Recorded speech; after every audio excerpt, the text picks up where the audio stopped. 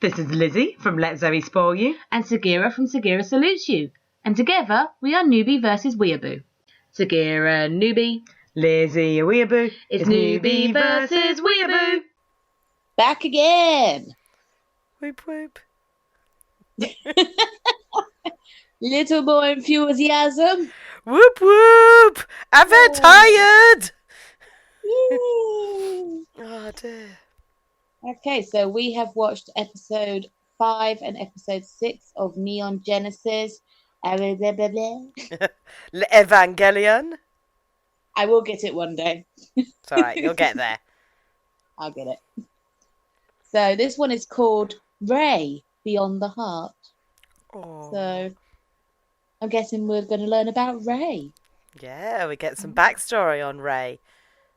So the episode starts with Shinji's dad testing out Unit 0. And clearly from the testing, we can see that this is not a robot because it is not responding like it's a robot. It looks like it's something trying to get out of the metal is what it looks like. Because it's like straining and like, Going a bit it doesn't, nutside. it seems more organic. Yeah. But more of an organic reaction rather than a robot reaction. No, that makes sense, yeah. Like, So it's 22 days previously, so it's kind of a flashback to how Rei got so beaten up and like why she's been out of commission. And you see that they're doing her synchronization tests, and right at the last minute something goes wrong in the neural pathways, and the AV Unit 0 goes berserk, basically reacting to this unsynchronized neural pathway, and it literally rages out as if it's a person under immense pain and stress, like it doesn't want to be there, like it's just trapped and desperate and just lashing out all over the place. And Rei's synchronization that's meant to kind of like, I believe that the pilots synchronize, so they kind of give like these things their soul and their identity, but this one has none, so it's just because it's not synchronized and it goes mental, and it's trying to bash through the wall where Gendo is. And for the first time ever, you see actual like shock and emotion on his face at what's happening to Rei inside her unit. and she gets fired out. Pew-pew! Yeah. Clink, clink, clink, clink. Yes. And once everything calms down, we find out that Rei is in fact inside what got shot out. And I do have his name written down. Instead, I keep saying Shinji's dad, Ikari. Yeah, Gendo Ikari. Yeah, so Ikari goes running down and he rips the door off, burning all his hands. And it was kind of an odd reaction, really, for him to be so concerned about this pilot, considering how he is towards his own son.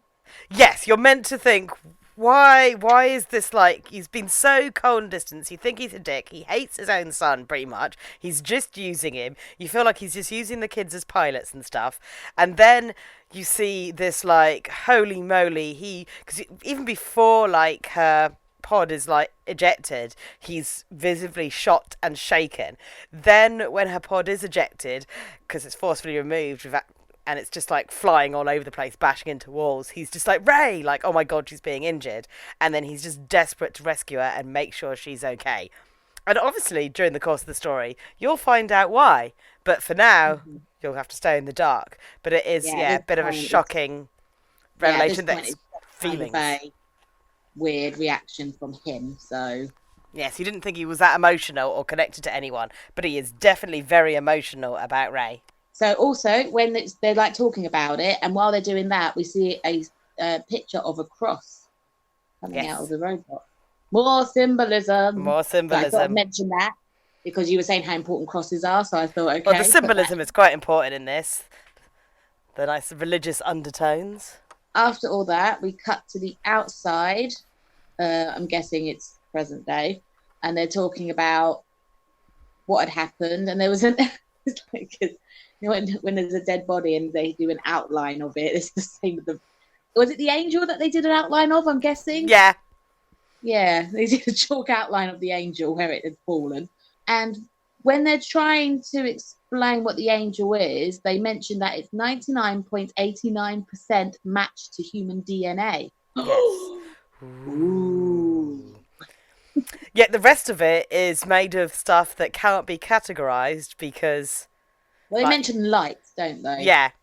And then you think about, I mean, you think about the nature of angels, and like in the, like, I call it mythology because I'm not really religious, but the fact is that, God created them first, and then God created mankind, and then, angels were kind of like left without their free will and their choices and just meant to serve God. Some rebelled, and some just stayed being angels. So it would make sense under the mythology that they would be made of similar stuff to humans, but they were the test run by God before creating humankind. So it's kind of putting a little bit of science with that kind of mythology around, like, yeah, the more religious connotations. And then we jump to school where all the boys are perving over the girls in their swimming costumes. Yeah, 14-year-old boys. They start quizzing Shinji. Yeah. And they start quizzing Shinji over his interest in Rei. And if he was looking at her supple calves. I know. That made me laugh. It's like, are you looking at her bazungas? Her supple calves, maybe? It's like, oh, supple calves, yeah, boy. Yep. Those 14-year-olds know what to oogle. It's like, oh yes, her breasts, her legs. Well, no, it's her thighs next, and then they're like calves. But they wear skirts all the time. It's not like their calves are covered up. Yeah. It's not really an unusual thing to look at. Well, I mean, a lot of Japanese schoolgirls have either wear tights or the school socks, and the school socks are up to their knees, so you don't actually get to see a flash of calf. I know it's very Victorian, it was a flash of calf, but, It did make me chuckle, those supple calves. Shinji is in Unit 1. Yes. Rei is getting ready to get into Unit 0 when suddenly Ikari appears and has a little silent chat that Shinji is witnessing, and she's smiling and he's smiling, and they've got this really odd relationship where they clearly care about one another. And again, it's giving us that, ooh, what's going on with these two then? So yes. More mystery behind that relationship, and obviously it's opening up to what could they be? Are they related? Are they lovers? Are they, is she something that he created? Or we don't know yet, but obviously there is something more than what we're seeing. Yeah, and Shinji is clearly very shocked about it. Even more so that, like, he witnessed his dad without the gloves on earlier, and he asks, like, how did my dad get those burn marks? And Misato and Itsuko are telling him, oh, he saved Rei when she had her accident, and even though the thing was still superheated, like, he ripped open that hatch burning, and he's like, I can't believe my dad would do something like that. It just seems unlike him. And then while he's getting ready, he's witnessing this lovely little chat where the two of them are looking so just relaxed and comfortable with each other, and like they're smiling at each other. And Ritsuko has said that, like, Rei is like Gendo in the fact that she doesn't really know how to people well, but they seem to be peopling fine together. That was going to be my next point, because that's in the next scene, because Misato, Shinji and Ritsuko. I keep calling her risotto, but yeah, Ritsuko. They sit down to eat some noodles in the apartment, and Pen makes another appearance. Yay! Where he's being fed noodles and beer. Yep. Great. Good pets looking after. Yeah, Misato's great. She likes her junk food and her beer. In all honesty, they are totally grossed out by her putting the curry sauce on the noodles. But unless you try it, don't knock it. Because actually, curry udon is a delicious thing. I've done that before. And putting the curry sauce, making it all thick with the noodles in it, is actually quite nice. Very unhealthy, but it is tasty. But then the girls start probing Shinji about his attraction or his feelings towards Rei, to which, Risotto says like, just like your father. She doesn't say their father. She doesn't say her father. She says his father. So, or your father. So either they are related, they're not letting on, or I don't know. I don't know. It's like, it seems too obvious that he would be her father, but at the same time, maybe it's not too obvious. And Or maybe they want it to be obvious, or maybe they're not father and daughter. It's very confusing. And you Like, have to wait. Anime has that great thing of like you think something's going to happen and something else happens. You're like, oh, so now I did not see that coming. Yes. Yeah, now I need to go back and watch everything with that in mind and go, now I see how we got to this point. So yeah, I don't want to say that they are father and daughter, but at the same time, that's where I'm going with this at the moment. Yeah, they do look like they have a really like deep familiar bond. Yeah. And obviously Shinji's a bit wigged out by this because he's like, wait a minute, why don't I have a nice bond with him? Yeah, and it would also explain Shinji's like unknown feelings towards Rei because, if they are brother and sister, then, he would have some sort of connection with her. So there's that as well. So then we go into part 2, which is Rei I or Rei 1. We're in a dirty part of town because Shinji was given Rei's new ID for the HQ. Yeah? Yes. And she's not living in a very nice part of town. When he goes in, there's letters everywhere and it's kind of an empty apartment. There's a dirty floor where clearly people haven't taken their shoes off because there's shoe prints all over the place. And then we see a bloody pillow and bloody bandages everywhere. So she obviously gets knocked around a lot in that machine. Yeah, well, it was a pretty like harsh test, and she's obviously been tending her own wounds and stuff at home. And then we see a pair of glasses. Whose glasses are they? Are they hers? Are they his? Do they belong to Ikari? Well, we know where they belong. Who we haven't met yet. No, we know they're Gendo's glasses. Oh, okay.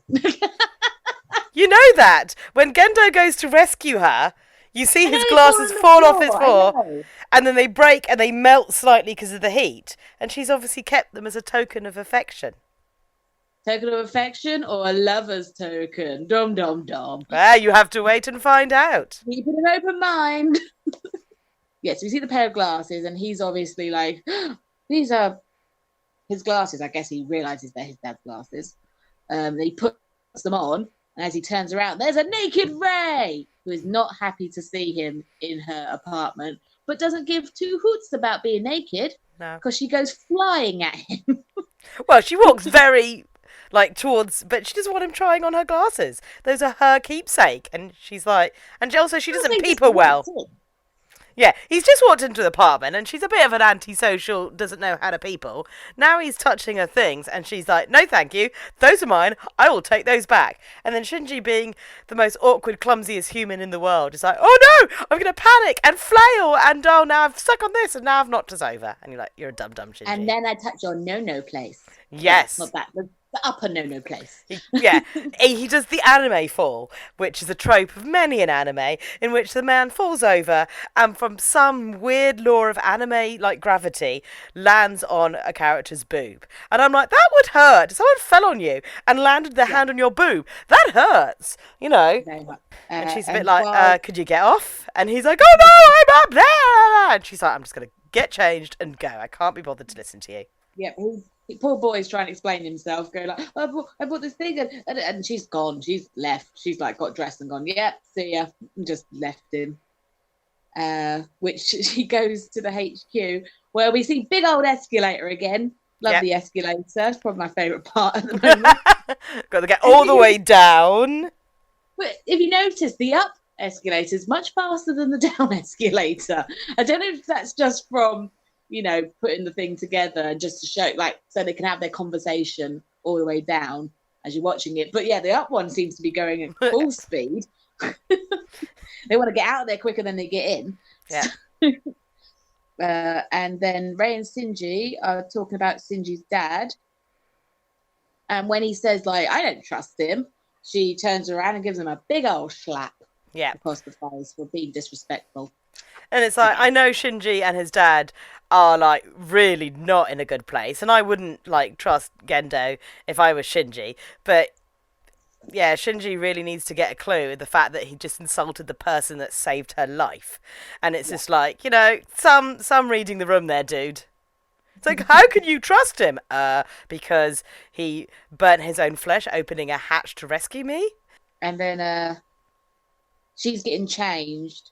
And she remembers the conversation that they were having, and Ikari's kind words about her, and then she starts smiling, which is like, oh, okay, that's more intrigue in the relationship. This whole episode is basically about them two, isn't it? And yeah. It's setting up stuff for later and letting you see a little bit of development with the other characters, getting to know Rei, who's been very much this mysterious figure. And I don't know how she's voiced in the dub, because I didn't go and watch any of the dub bits, but in the Japanese she's got just such this sweet, just this lovely voice. The actress has a lovely voice, and it's like really like, but it's also a little bit like cold, a little bit like stoic and unemotional, but at the same time quite sweet. Yeah, it's not too childlike. Like, it's not typical high-pitched schoolgirl, but it's a young voice that's very monotone. Yeah. So yeah, kind of the same thing.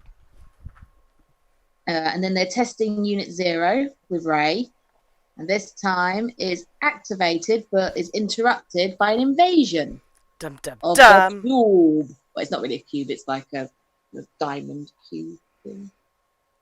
It's a, I don't know. It's a big shape. And when she's told to stand down in the thing, in the mech, the fluid appears, and she kind of like does a exhale into the fluid. Yeah. Was that representing something, or is it just a nice effect? I mean, it's a nice effect. It's also reminding you that they're in fluid when they're in their cores, but it's also slight show like of relief, but also like contentment of where she is. She's calm. She thinks she'll be able to be useful again, so she can relax at this precise moment in time. And then in the battle, the angel shoots at Unit 1, because Unit 1 is the one that went out to go and sort this out. But no, thing fires at it, massive hole, and we end the episode with Shinji screaming again. Yes, Shinji's going through hell, like screaming. I mean, the Japanese voice actor does such a good voice with his screaming. Like, oh, the blood curdling, like, oh, you are in pain. And they didn't see that coming, and they're, quick, get him down now. And yeah, and then it ends, and you're like, oh dear, Shinji's having another bad day. Yeah. So that's the end of that episode. And then we're into episode 6, which is called Showdown in Tokyo 3. Yeah. And this opens where it left off, in the battle, with Shinji screaming, going, ah, hole. And they're like, as you said, they say, bring it down, get it out of there. He's clearly in pain. I think it's that thing of Misoto is like, get him out of there. But everyone else is like, the robot. So yeah. She's the only one who really cares that he's in pain. They're having trouble reviving Shinji because he's... well, his neural pathway is pretty fried from being like, laser beam to the heart. So then they wheel him off to the emergency ward to recover or live. Yeah. I mean, they first resuscitate him, and you find out that the plug suits that they wear have like a heart thing, a defibrillator inside them for just that situation. So they do really think of everything. We start seeing that while they're trying to figure out they're using decoys and other things to watch how the angel is moving and how it attacks, and so they can find a way for them to attack back. Yeah. However, while this is happening, the cube gets a drill that drills straight down, and it's going towards HQ. What's its beef with HQ? Oh, you'll find out. Right. So the angels, now we know that the angels are purposely attacking them. Yes. The angels are going to Tokyo 3 for a reason. Right. Okay. And they're specifically trying to get down to HQ because that's where the drill was going. Yeah, they're after Nerve. Yes, and they said that they have lots of, was it 25 platforms? 22, like, extra, like, bulkhead type things to try and protect it. Yeah, and once it gets through all those, it will hit HQ and bad things will happen. Yes. So Misoto comes up with a plan and proposes it to everyone, which is to fire a beam directly at the angel from afar. But it would take a huge amount of electricity to do so. They're like, cool, do it. Yeah, anything. But if you've got no other choices, we might as well go for the one option we've got. And if that's like sniper rifle from a distance and hope for the best. Yeah. And when they say, where are we going to get that much electricity? She's like, Japan, of course. Duh. So Yeah. basically, everyone's got to shut down their Switches and their Nintendos and all that stuff. No electricity for Japan. Nope. Stop playing Zelda. It's time to attack angels. And so they're going to take the electricity from all over Japan, use it all to beat an angel, basically. Yep. And it's called Operation Yashima. There we go. I wrote it down, but reading it is a different matter. Some of these things I cannot like pronounce, especially when they start using biblical terms. I'm like, Japanese I can pronounce, that I'm all right with, but whatever you just said, nope, don't know what it is. But also I say it in a very white accent, so it really doesn't sound great if I get it wrong. At least you can put a Asian twang on it. I can't. How do you spell it? I wrote it phonetically. Oh. I did a Yashima. Yashima. I do all my Japanese spelling phonetically, so that when I read it off my notes, I'm like, okay, that's what it says. Whether it's correct or not. I mean, if it's spelt the way it sounded, and most Japanese words are phonetic, like, so it would be Yashima. Yashima. Yashima, yeah. So if it's a Japanese word, it's Yashima, and it was a battleship from the Imperial Japanese Navy in the 1890s. Well, that's what the operation was called. There we go. So, Operation Famous Japanese Battleship. Yes. And then Shinji comes back round where Rei is there. He's like, oh, hi. And she's there to tell him what the plan is and to bring him dinner. Yes, it's very nice of her. Yeah. And he's basically like, why are we doing this? I don't want to do it. It's poo. I don't like it. So she's like, all right, well, they're going to reconfig stuff and I'm going to go in Unit 1. See you later. Yeah. Like, what? She's No, like, don't take my robot.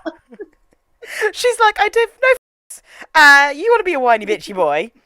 Then fine, be a whiny bitchy boy. I'm going to prove I have bigger balls than you, and I'll get in the AV unit, and I'll do your job for you. You just lie there and take it easy. And he's all like, you can only say that because you don't know what it feels like. You haven't been through the things I've been through. And she's a bit like exasperated going, yeah, and you haven't been through the things I've been through, but I'm not a whiny bitch, so I'm not going to remind you about like how traumatic it is being inside a freaking AVA unit when it goes berserk and your neural pathways go screwy and you get shot into a wall and smashed about and nearly killed. But you know, yeah, I'll go do your job. Which then goes into part 2, which is called Rei 2. And we see the boys from school. They've all come out to watch the robots from a safe distance this time, and they're more excited now they're not actually in the action. Yep. Although they still haven't really learned, because you know what? Is anywhere outside really safe when, you know, angels and giant mechas are shooting each other with magic laser beams? But never mind. But we find out that, I can't remember his name, Ida's dad clearly works for the military, which is why he's found out so much information, because he's been hacking the dad's system. And that's how he knows the shit that he knows. You're like, oh dear, Ida. Oh dear. Exactly. Yeah. And in the next scene, we find out that Shinji has changed his mind and decided to go along because he's there for the briefing. He's like, I can't be bothered to be a whiny bitch anymore. I better do as I'm told. I mean, he's still Shinji. He does what he's told because he's got no other real choice or personality to kind of like go against things. He's like, well, I better do it. Mm-hmm. And they tell him that his job is as gunner in Unit 1 and Rei is his defense in Unit 0. Yes. So she protects him while he sorts himself out. Basically, yes. And that he's going to be shooting this, like, test rifle that they stole from a secret government agency that they weren't even meant to know it, but Nerve knows everything. And they're like, you going to take our gun? And it's like, yes. He's like, think about it. And she's like, no! Rei, get the gun! And then the AV Unit 0 just comes and picks up the gun. It's like, ours now. We've taken this. It's going to be for our mission now. Thank you very much. And then we have some lovely shots of the city, of the calm before the storm. Yep. We have like midnight and Pen. looking Yeah. up, Yep. waiting. At least we know Pen Pen didn't die of food poisoning after the Yes. unfortunate curry incident. Exactly. Pen Pen is okay. Shinji and Rei are having conversation before they get into the robots. And again, this is one of those important ones that tell us more about Rei. And Rei basically says that because he asks her, why is she doing this sort of thing?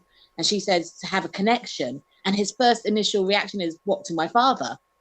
Yeah. So he clearly wants to get to know what that relationship is as well, and why, she's so close and everything. But her response to that is no to everything. And she says that, she says that she has nothing else. Like, this is it for her. All she's got is this robot and to fight. And he doesn't like that. But too late. Farewell, off she goes. Yes. No, it's like this like beautiful scene, especially when they frame her in the moonlight. Like, it's a beautiful shot of Rei, and the fact that like Shinji just cannot comprehend where Rei is coming from, and until you find out more about her, like, it's hard to comprehend. But she is saying that she has got nothing in this world, and that the only thing she's got in this world is piloting this AV unit. And when she does pilot this AV unit, she feels connected to her own life and to the world, and she doesn't want to give up that connection because it's the only time she feels her humanity. And Shinji's like, what are you talking about? And she's like, well, I have nothing. So you get the idea is like, okay, so she clearly doesn't have friends or family or anything, and she's desperately trying to find her place and wanting some humanity. And then the all-important thing is that when she goes to get in the robot, she says farewell. And obviously, like, in Japan, they don't say farewell when they're just casually saying. They would say, see you later, Jane, I'll be back. Like, they've got lots of other ways, but farewell is like, that's a final goodbye. She's literally saying, like, farewell as if she's never going to see Shinji again. And then she gets in the unit, and Shinji's like, oh, what the hell just happened? So they get in their robots, and he's kind of left with that feeling of, if she dies, she dies. Like, she's not fussed, she's just there to protect him, not herself. He fires and misses the angel. Suspense. I know. Well, I mean, it's a little bit more complicated because what I love is they actually do take in some of the science of and the laws of physics, basically. And so they both, the angel and him, have particle weapons. And his particle weapon is obviously a very long weapon with very long range. And because of the size of it, they have to take in magnetic pull and the curvature of the earth when firing. And the angel's obviously doing the same thing when it's firing. But as the two particles get closer to each other, because you weren't expecting to meet at the same time, so their like mass and their energy like literally causes them to kind of refract around each other. So if the angel hadn't have fired, Shinji would have got that shot. If Shinji hadn't have fired, the angel would have, shot him back. But because they fired at the exact same moment, there's a little bit bend in like the space. And you see it as the bullets, the particles, beams kind of twist around each other and misfire because the calculations are off, because two things of equal mass and density aren't meant to collide like that. My physics isn't good enough to explain this, but I'm hoping it makes some sense. I'm sure that someone will comment if it was totally off. Yeah. Actually, I think you're fine. There's some science in it. For sciencey reasons, it goes a bit wrong. Yes. So then he misses, they have to reload, and while they're reloading, he gets shot at, but Rei jumps in front of him with this shield that they had made, and it's melting, oh god, it's melting. Yeah. Like, hurry up, quick. Like, cool the gun barrel, cool! And they're like, it's 10 seconds, and you're like, longest 10 seconds ever! Exactly. But then they fire it hits, and Angel down. Yeah. So, save the day. As soon as everything calms down, Shinji jumps out of Unit 1 and runs over, like his father did, and pulls off the door. Yeah. And basically tells Rei, don't do that. Yeah. Don't be saying goodbye to me. Don't be thinking that you're less than you are. Like, you've got lots to live for, and we will see each other again, so stop it. Yes. Don't go around sacrificing your life because you don't think there's any other point to your life but to sacrifice it for me. And then the next thing that made me question stuff was when she said, well, I don't quite know how to react to this sort of thing. Yeah. And it's like, ooh, okay. Like, why is that? Why are you socially awkward in this way? Have you not been around people, or were you not made that way? Intrigue. I can't tell you the reasons, but Yes, intrigue.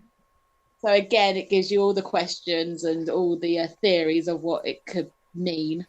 And then she smiles at him and credits. Yes.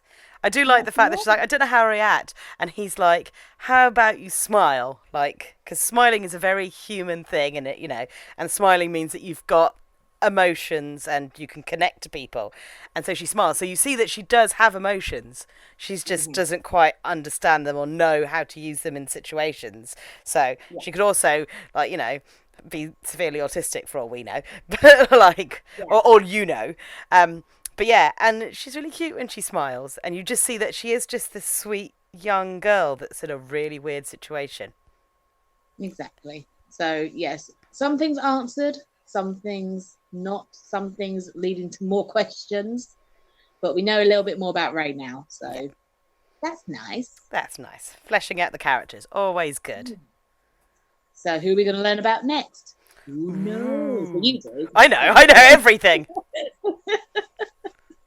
But I don't, so intrigued to know what's happened next. I'm enjoying it now that it's like fleshing out more characters. I am starting to be like, oh, I can't wait for the next one. So after the first two, I was kind of like, okay, right, another futuristic war kind of thing. But no, it's so much more. I wouldn't have chosen it if it wasn't something special.